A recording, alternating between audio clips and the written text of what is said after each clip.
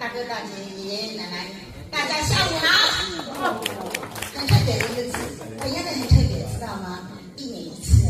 今天是5月份第2个礼拜，母亲节，所以祝福全场的天下的父母们，大家天天开心，天天健康，天天平安，好不好？好。母亲节一定要唱跟母亲有关系的歌。今天带来一首《梦中的妈妈》，大家都很爱妈妈，妈妈很伟大，对不对？来，我们来欢乐一下，一起来，掌声在哪里？大家的掌声，哎，太棒了！好，请掌声鼓励一下。